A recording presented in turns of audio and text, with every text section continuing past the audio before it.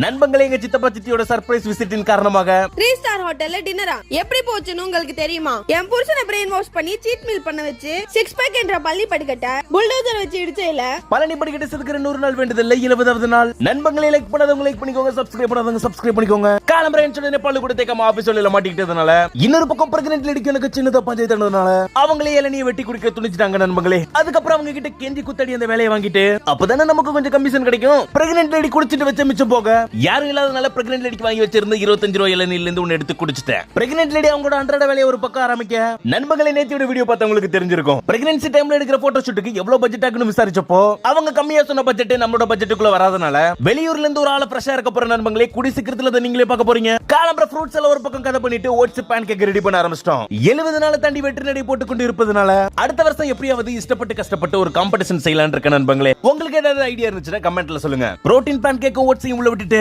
Office வேலை பார்த்துட்டு கொஞ்சம் பிரேக்கு அப்புறம் விட்டமின் சி லோட் பண்ணிட்டு நெல்லிக்காயோட டேஸ்ட்டுக்கு அது சாப்பிடுறதுக்கே போதும் போதும் ஆயிடும் நண்பங்களே. நான் அபிஞ்சுக்கிட்ட வீடியோக்கு வாய்ஸ் ஓவர் கொடுக்குற இடத்துல இவன் மட்டும் எப்பவுமே எப்படி ஜாலியா படுத்திருக்கான்னு தெரியல நண்பங்களே. ஈவினிங் ஆகியோ லஞ்ச் கூட சாப்பிடாம ஆபீஸ் வழியை இழுத்து பிடிச்சிட்டு இருந்தேன். ஒரு வழியா இப்ப உணவுக்கான நேரம் வந்துருச்சு.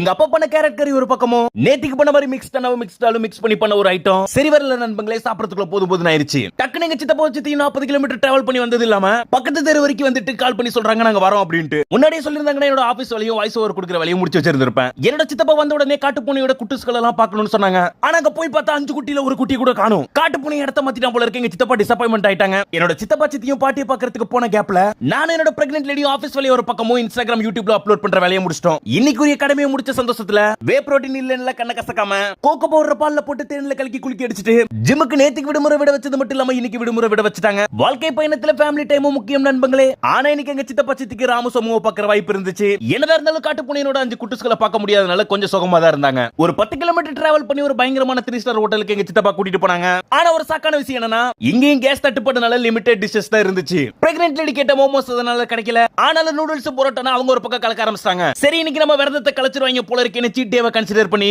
எல்லாத்தையும் டேஸ்ட் பண்ணிட்டு கடைசி ஒரு ஐஸ்கிரீமோட முடிச்சிட்டேன். அதுக்கப்புறம் எங்க சித்தப்பா சித்தி எங்களை டிராப் பண்ணிட்டு அவங்க கிளம்ப வேண்டிய நேரம் வந்துருச்சு. அவங்கள கண் கலங்க அனுப்ப முடியாம அனுப்பி வச்சுட்டு எங்க சித்தப்பா சித்தியோட பொண்ணு விருத்திகா இந்த டேவை பயங்கரமா மிஸ் பண்ணிட்டா. நண்பங்களே, ஒரு மிகப்பெரிய விஷயத்தை சொல்ல மறந்துட்டேன். இவங்க தான் நம்மளை விட்டுட்டு பஞ்சாப் ஹிமாலயன்னு 10 நாள் டூர் சுத்திட்டு வந்த கேங். கொஞ்ச நேரத்துக்கு முன்னாடி மட்டும் ஞாபகம் வந்துருச்சுன்னா நம்ம வீட்டு பூனையும் கிட்ட சொல்லி கார்ல ஒரு ஸ்கிராட்ச் போட சொல்லிருப்பேன். இல்ல நம்ம கட்டையும் கிட்ட சொல்லி காரோட காத்த புடிங்க கூட சொல்லிருப்பேன். விடுங்க பொண்டாட்டி நெக்ஸ்ட் டைம் பிளான் பண்ணி தூக்கிடலாம்னு பிரெக்னன்ட் லேடிக்கு ஆறுதல் சொல்லிட்டு நாங்க 2 பேரும் தூங்குறதுக்கு அவங்க ரூமுக்கு கிளம்பிட்டோம். ஏன்னா நம்ம புது கட்டு பெட்டில் வாங்கினதுல இருந்து சூரியனோட கண் பட்டதுனால அதுல படுத்து படுத்து அவிஞ்சு எரிஞ்சு போய் உடம்பெல்லாம் வேர்க்கூர் வந்து கூல் பவுடர் போட்டு போட்டு ஓட்டிக்கிட்டு இருக்கேன். இந்த ரூம்ல கட்டையும் வந்துட்டு போறதுனால கொஞ்சம் கிளீன் பண்ண வேண்டிய வேலை இருக்கிறதுனால அதனால இன்னைக்கு தரையில என்னோட ரூம்ல படுக்கலாம்னு முடிவு பண்ணிட்டேன் நண்பங்களே. என்ன இருந்தாலும் நம்மளோட ஒரு நாளுக்காக இஷ்டப்பட்டு கஷ்டப்பட்டு செய்ய நாளைக்கு பார்ப்போம்.